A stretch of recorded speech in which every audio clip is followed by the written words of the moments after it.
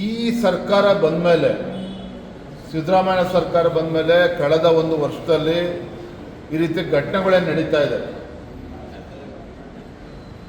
ಒಂದು ಕಡೆ ಗೋಹತ್ಯೆ ನಿಷೇಧದ ಬಗ್ಗೆ ರಾಜ್ಯ ಸರ್ಕಾರ ನಿಲುವೇನು ಅಂತೇಳಿ ಇವತ್ತು ಅವರ ಬಣ್ಣ ಬಯಲಾಗಿದೆ. ಒಂದೊಂದು ಕಡೆ ಬಿಜಾಪುರದಲ್ಲಿ ಒಬ್ಬ ಕಾರ್ಮಿಕ, ನಾನು ಕೂಡ ಈಗ ದೃಶ್ಯ ಮಾಧ್ಯಮಗಳಲ್ಲಿ ನಾನು ನೋಡ್ತಾ ಇದ್ದೆ, ಯಾವ ರೀತಿ ಥಳಿಸಿದ್ದಾರೆ ಅಂತ ಹೇಳಿದ್ರೆ ಮನುಷ್ಯತ್ವರವ್ರು ಯಾರೂ ಕೂಡ ಈ ರೀತಿ ನಡ್ಕೊಳ್ಳೋಕ್ಕೆ ಸಾಧ್ಯ ಇಲ್ಲ. ಯಾರೂ ಕೂಡ ಈ ರೀತಿ ನಡ್ಕೊಳ್ಳೋಕ್ಕೆ ಸಾಧ್ಯ ಇಲ್ಲ. ಇದ್ರ ಬಗ್ಗೆ ರಾಜ್ಯ ಸರ್ಕಾರ ಯಾರಿವತ್ತು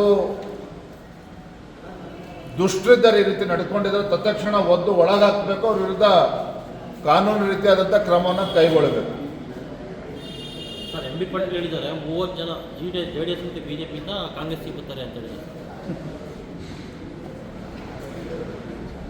ಮೂಢ ವಿಚಾರದಲ್ಲಿ ನಡೀತಾ ಇರ್ತಕ್ಕಂಥ ಬೆಳವಣಿಗೆಗಳು, ಮತ್ತೊಂದು ಕಡೆ ಕಾಂಗ್ರೆಸ್ ಪಕ್ಷದಲ್ಲಿ ಅಥವಾ ಸರ್ಕಾರದಲ್ಲೇ ಮುಖ್ಯಮಂತ್ರಿಗಳು ಆಗಬೇಕು ಅಂತೇಳಿ ಹಪಾಪಿ ಏನು ಶುರುವಾಗಿದೆ. ಇವರ ಗುದ್ದಾಟ, ಇವರ ಜಗ್ಗಾಟ ಇವತ್ತು ಬಹಿರಂಗ ಆಗಿದೆ. ದಿನನಿತ್ಯ ನಾವು TV ಗಳಲ್ಲಿ ಪತ್ರಿಕೆಗಳನ್ನು ನೋಡ್ತಾ ಇದ್ದೇವೆ. ಅದನ್ನು ಉಳಿಸ್ಕೊಂಡ್ರೆ ಸಾಕಾಗಿದೆ. ಆಡಳಿತ ಪಕ್ಷ ಶಾಸಕರು ಇವತ್ತು ಪರದಾಡ್ತಾ ಇದ್ದಾರೆ, ಅಭಿವೃದ್ಧಿಗೆ ಅನುದಾನ ಸಿಗ್ತಾ ಇಲ್ಲ ಸರ್ಕಾರದಲ್ಲಿ ಅಂತೇಳಿ.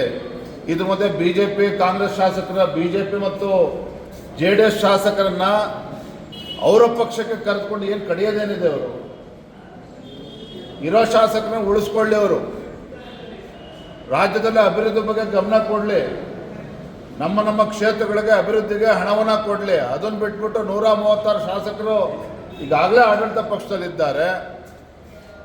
ಇನ್ನು BJP JDS ಇಂದ ಕರ್ಕೊಂಡು ಏನು ಮಾಡೋರಿದ್ದಾರೆ ಅವರು? ಸ್ವಲ್ಪನಾದರೂ MB ಪಾಟೀಲ್ ಅವರ ಆದಿಯಾಗಿ ಏನು ಹೇಳಿಕೆ ಕೊಡ್ತಾ ಇದ್ದಾರೆ ಅದ್ರ ಬಗ್ಗೆ ಎಚ್ಚರಿಕೆ ಇರಬೇಕು. ಇರೋ ಶಾಸಕರನ್ನ ಉಳಿಸ್ಕೊಳ್ತಕ್ಕಂಥ ಕೆಲಸ ಅವ್ರು ಮಾಡಲಿ ಮೊದಲು, ಆಮೇಲೆ ನಮ್ಮ ಪಕ್ಷ JDS ಪಕ್ಷ ಶಾಸಕರನ್ನ ಸೆಳಿತಕ್ಕಂಥ ಪ್ರಯತ್ನ ಮಾಡಲಿ ಅವರು.